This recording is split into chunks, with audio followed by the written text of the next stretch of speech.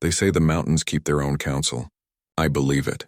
I've lived in small towns long enough to know how people talk and how they hush the things they cannot explain. This is one of those stories. It happened on a wet Sunday morning, late in the year when the leaves were thin and the air cut sharp.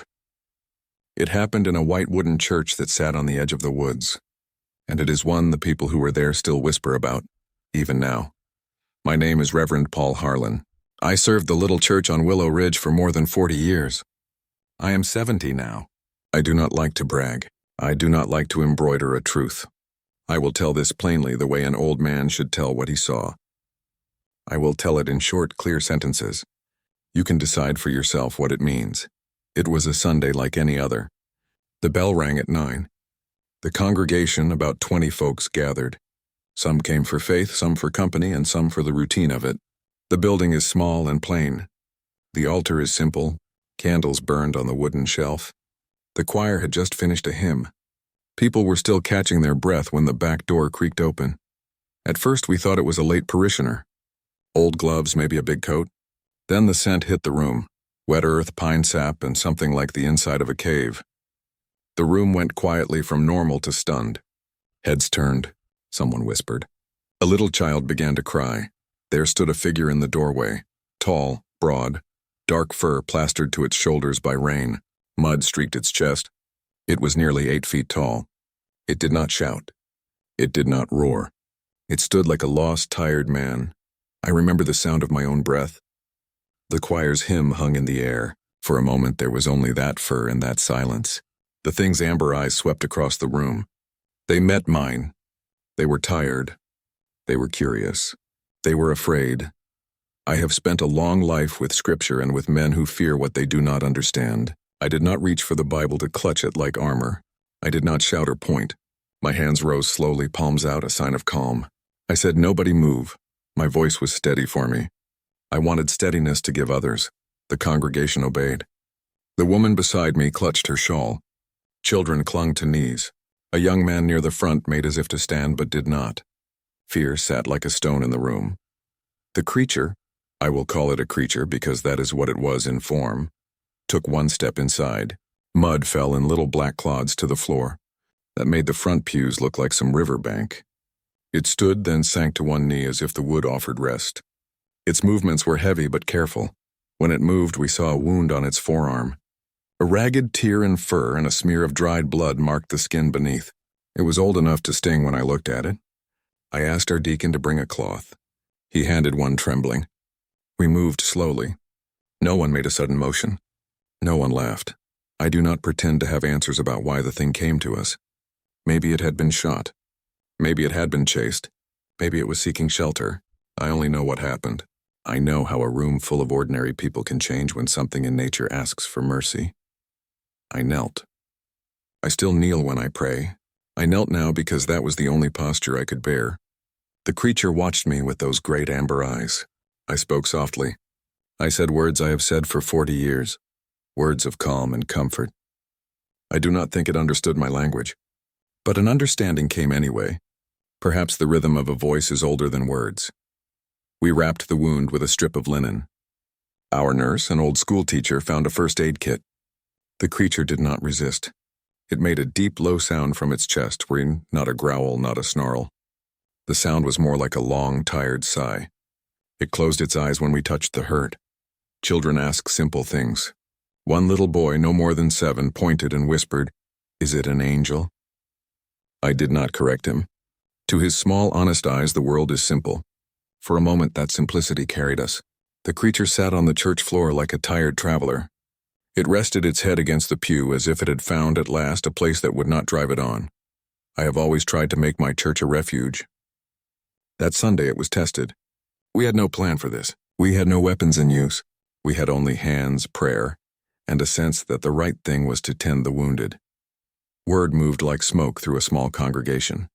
Some wanted to lock the doors. One man whispered of hunters. Another woman crossed herself. I told them gently to pray, then to help. We brought warm blankets. We put a basin of water and a towel near the altar. We offered bread because that was what we had. As daylight thinned, the storm outside worsened. Rain hammered the windows. Lightning traced silver veins across the glass. And beyond the trees and a blurred line of trunks and mist, I could see other shapes. I cannot be precise about how many. Enough to make my chest tighten when they shifted in the dim. They watched. They did not approach. They waited. When people are afraid, small things become signs. The creature looked at the cross over the altar. It dipped its head, then, in a motion that took my breath, it touched its chest with a massive hand. The gesture was private and singular. For a heartbeat, I felt what may have been acknowledgement. It did not destroy. It did not laugh. It paused in a way a person might when given rest. One of the older women in the front pew began a soft hymn. Her voice was trembling, but she sang anyway. The notes rose and filled the space. I watched the creature's shoulders move slightly as if it listened.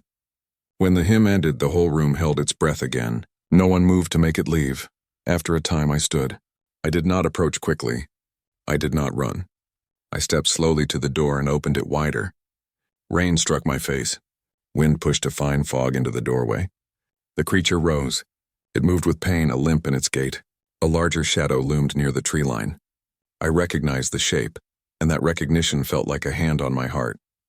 The larger figure, another of the tribe, stepped into the open, rain running from a massive brow. For a long second, both creatures looked back at the room. Then the wounded one made the same low sound, a sound like sorrow and relief braided together. It stood, took no step toward us, and then walked toward the opening. Before it passed through, it turned one last time. It looked at the cross. It lifted one great hand and laid it across its massive breast, then inclined its head. It was not a human nod. It was not a ceremony I knew. But in that motion was something like gratitude. Then it moved out into the rain and was gone. When the last silhouette melted into the trees, the church felt very small. The room hummed with a new kind of silence.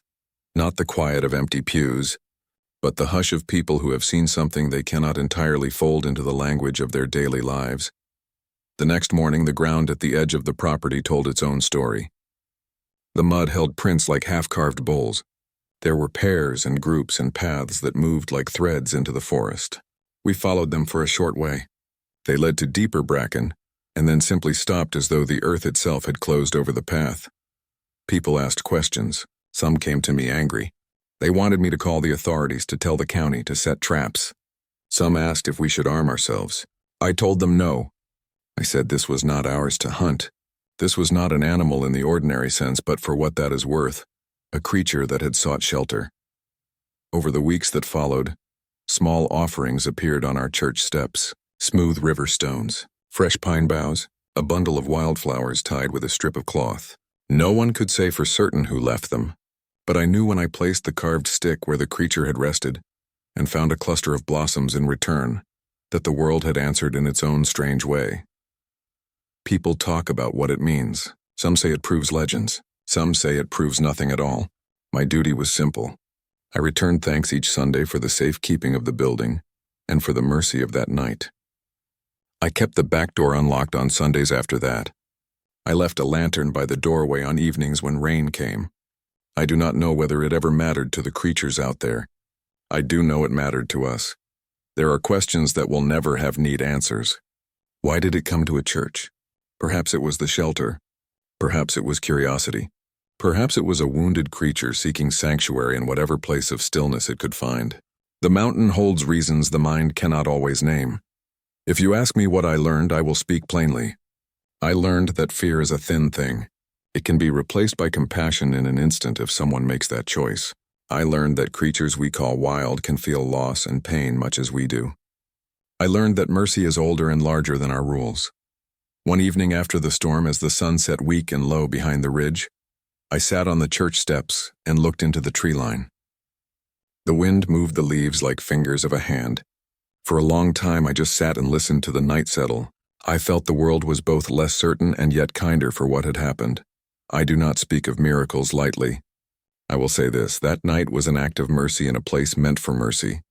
It was a small thing in the wide world, and perhaps that is why it mattered so much. A wounded life found rest. A room full of ordinary folk learned, if only for a moment, how to be still and to do what was right. If someone reads this and thinks I have embellished, I cannot make you believe. I will only tell you what my hands did and what my heart felt. We wrapped a wound.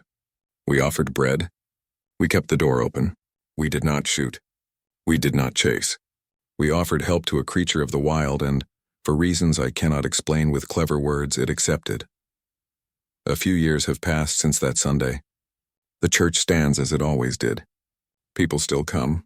Sometimes children will ask about the thing that walked into the church.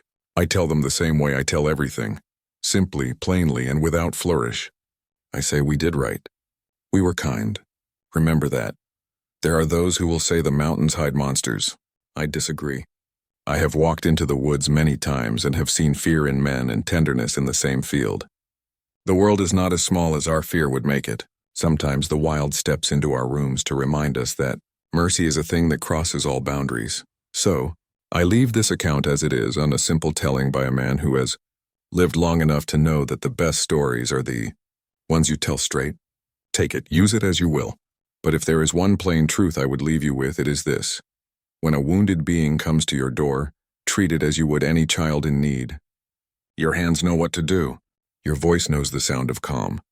Your heart, more if you let it, will find the right mercy to offer. They walked into our church. They left in the night.